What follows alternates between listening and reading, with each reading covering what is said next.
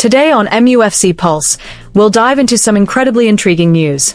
Fletcher has heaped praise on the young lad, and Ole Gunnar Solskjaer sent a message to Šeško's brace. For more on this story, check out the video. We also have some equally exciting football news coming up, so stay tuned until the end to catch it all. Welcome to MUFC Pulse. Don't forget to subscribe and press the bell for more updates. Darren Fletcher heaps praise on rising star. Darren Fletcher backed Shea Lacey to have a big future at Manchester United after he shone from the bench in their draw with Burnley. The 18-year-old made just his second competitive appearance for the club when he was introduced at Turf Moor and made an immediate impact with a lively attacking performance. Lacey went close to a fairy tale winner when he curled a sensational effort against the crossbar from distance and fired another shot just wide of the post in the dying seconds of the match. Lacey played with confidence and creativity during his 11 minutes on the pitch and will hope for a longer run out when United host Brighton in the FA Cup third round this weekend. Fletcher will remain in interim charge of United for the clash and is clearly a huge fan of the talented teenager. Following the final whistle, Darren Fletcher revealed the specific instructions he gave Shea Lacey before sending him on, telling the youngster to hold his width on the wing and simply go out and express himself. Fletcher hailed Lacey's profile as exciting, noting his direct attacking style and the fact he plays without a trace of fear despite his tender age. While acknowledging that Lacey's progress has been hampered by a string of injuries over the last few years, Fletcher voiced his firm belief that the gifted teen is destined to be a massive part of Manchester United's future. Solskjaer weighs in as Šeško brace bears United's blushies at Turf Moor. Manchester United could only secure a single point after a stalemate against hosts Burnley at Turf Moor. This fixture marked the debut of Darren Fletcher, the coach appointed to take temporary charge following the sacking of Amorim last Monday.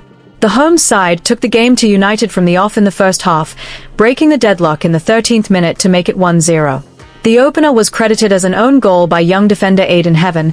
It stemmed from a Bashir Humphreys cross inside the box which deflected off Aiden's leg. Trailing by a goal, United sought to find a way back, attempting to rally by piling on the pressure. In the 27th minute, Matheus Cunha met a delivery from Casemiro, but his header was expertly blocked by Bashir Humphreys. Shortly after, Benjamin Šeško also had a sight of goal following a Casemiro pass, yet his headed effort was parried away by Dubravka. In the second half, Manchester United emerged with more aggression after the interval, upping the tempo. This intent paid dividends in the 50th minute when Benjamin Šeško netted the equalizer. The goal originated from a through ball by skipper Bruno Fernandes, latched onto by Šeško who produced a clinical finish into the bottom left corner. 10 minutes later, Šeško doubled his tally for the afternoon, putting United in front. The goal came via a cross from Patrick Dorgu, with an unmarked Šeško firing United into the lead. However, Burnley's response was swift. In the 66th minute, Jadon Anthony struck the leveller. The goal was fashioned by a Marcus Edwards pass, which Anthony received before delivering a tidy finish past Sen Lemons. During the goal, the United defenders were mere spectators as Anthony drove forward, appearing to lack any intent to charge down the shot. Despite various substitutions from both benches, the scoreline remained 2 apiece. United dominated possession with 65%, registering 30 shots, 10 of which were on target. Bruno Fernandes and his teammates completed 552 passes with a 90% success rate. This result leaves United sitting 7th in the table with 32 points from 8 wins and 8 draws.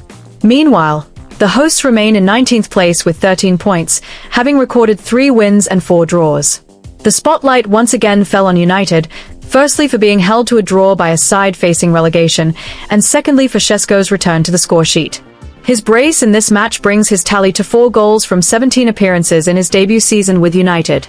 In this fixture, the 22-year-old showcased his potential to become a top-tier Premier League striker with his finishing. Among those watching Benjamin Šeško closely was former United manager and striker Ole Gunnar Solskjaer, who is currently touted as a potential successor to Amorim. Ole stated that United must fully maximize Šeško's potential by providing the service he needs to focus on scoring. He expressed his belief that Šeško could be a massive asset to United if he receives the right support. Ole concluded by noting that United's current predicament cannot be blamed on the striker alone. Other areas, specifically the defense, represent the biggest weakness at present. Beyond Solskjaer's remarks, the performance of the Manchester United backline has been the primary red mark highlighted by pundits. Statistics show that despite United's 65% possession, the fragility of their defensive transition against Burnley's counterattacks was deemed unbefitting of a club of their stature. Jadon Anthony's goal, a result of a passive defensive line, reinforces Ole's point that United's issues run far deeper than just striker productivity. On the other hand, Benjamin Šeško's resurgence through this brace offers a glimmer of hope for the Red Devils faithful amidst the managerial uncertainty. At just 22 years of age, Šeško is beginning to show the physical adaptation required for the Premier League, proving that United's investment is starting to bear fruit. Now, the major challenge for Fletcher or whoever takes the permanent hot seat is to craft a tactical system that does not rely solely on Bruno Fernandes's creativity, but also minimizes individual errors at the back to ensure Šeško's crucial goals are not squandered on mere draws. Ruben Amorim linked with Benfica hot seat as Mourinho's reign teeters. The European football landscape has been set ablaze in the opening days of 2026. Barely 48 hours after his sacking from Manchester United on January 5th, Ruben Amorim was already being tipped for a sensational return to Portugal with Benfica. The news has sent shockwaves through the game, especially as the legendary, the special one, Jose Mourinho, is still technically in the dugout at the Estadio da Luz. Amorim's tenure at Old Trafford came to a bitter end following a dismal run of results that left the Red Devils languishing in mid-table. However, his stock remains incredibly high in his homeland. Now a free agent, Amorim has become the most sought-after gaffer on the market for clubs grappling with internal strife. Conversely, Jose Mourinho finds himself on thin ice. Since taking the reins at Benfica in September 2025, the Eagles have been a shadow of their former selves.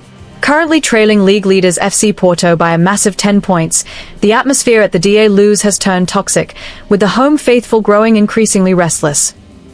The Benfica board is reportedly losing their rag with Mourinho's trademark defensive pragmatism. Portuguese outlets suggest an emergency board meeting has already taken place to discuss a change in leadership. Amorim has emerged as the clear frontrunner, viewed as the man to restore Benfica's attacking DNA. The emotional ties between Amorim and Benfica cannot be overstated. A former midfielder who spent nearly a decade at the club, hoisting 10 domestic trophies in the process, Amorim is one of their own. The hierarchy hopes his historical connection with the fans could act as a firebreak for the current crisis. Club legends have already begun weighing in. Nuno Gomes publicly stated that Amorim's return to the Da Luz is a matter of when, not if, praising his modern tactical vision as the tonic needed to break Porto's stranglehold on the league. Ruben understands the weight of this shirt.